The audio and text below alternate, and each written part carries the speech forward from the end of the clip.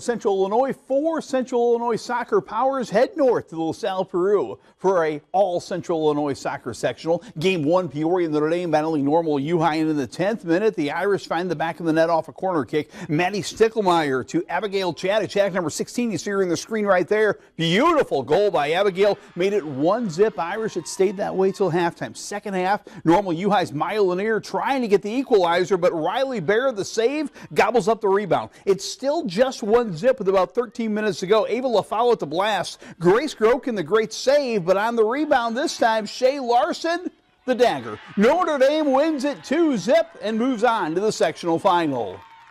Yeah, I mean, we knew it'd be a tough game going into it, but the key to it was really just working hard the whole game. That's something that we've really focused on, and then also just keeping a shutout. Game 2, Morton taking on Dunlap. Morton's had a hard time winning the sectional semifinal, trying to get over that hump tonight. 3rd minute, Addie Day on the corner kick. Carly Whitaker sends it off the post. Wild scramble in front. Eventually, it's Drew Muchler knocking it home. Is that Addie Blake, the assist? Pretty goal by the Potters to make it 1-0. Later, it's going to be Muchler with another assist to get it to Addie Day, and Addie Day is going to pull the trigger to make it 2-0 Potters on a little redirect there. Addie Blake played a terrific match for Morton. She gets the assist here to Claire Cerisa in the second half. Claire Cerisa, she finds the net. She scores here. Moments later, Addie Day to Cerisa for another one. She had a pair of goals, 2 in each half, and Morton's into the Sweet 16, winning it 4-0.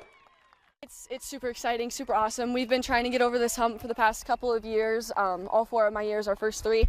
We couldn't really quite get past this spot, and this is what we've been working for, and just one game at a time.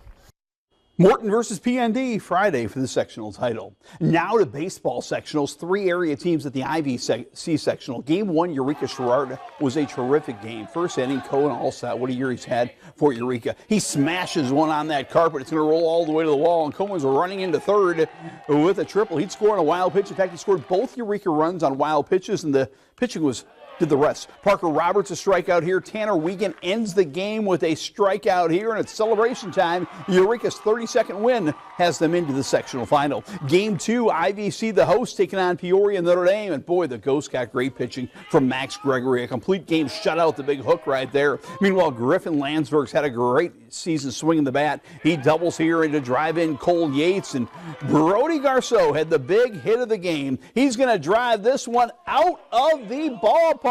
See you later. Baseball, the big home run. He's all fired up. IVC wins it. They will play Eureka on Saturday for the sectional title. Class 1A sectionals, we head back to LaSalle, Peru. Midland taking on Hayworth. Caleb Dorsey rips a double right here for the Timberwolves of Midland, but Hayworth is going to win the game behind the pitching of Boston Cats. Cats had 8 strikeouts and a 4-hitter. They win. Hayworth will play Lexington, who beat Henry in an all-Heart of Illinois sectional final. Both the U-High baseball team and the Illini Bluffs baseball team lose today. Today is the first big day of the big school state baseball tournament. 3A regionals begin at Washington. They've got to be considered one of the area favorites. Gavin Lawrence right here with a base hit to drive in Sam Peters for Washington, and Carter Perino was bringing the heat for the Panthers. He gets a strikeout here. He ends the game striking out the side in the final inning. Washington wins it 6-0.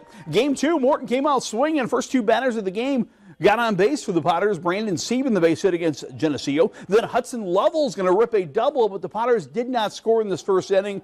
That was a bad sign of things to come. Geneseo beats Morton 10-3. We head to East Peoria. The top seed is Dunlap, and this was the Owen Schisler show. The Illinois Wesleyan recruit had 11 strikeouts. The lefty was dominant on the mound. He also drives in a run right here. He's going to drive in Christian Ferrari with a little ground ball. Low-scoring game. Richwoods played well, but Dunlap advances with a 2-1 Dunlap victory. Up next, Dunlap will play Limestone. The Rockets knock off East Peoria. East Peoria is going to get a little blooper to fall here by Roman Moody. That's an RBI base hit, makes it a 4-2 game, but Alec Williams said enough of that. He was terrific. Gets a strikeout here to end the 6th.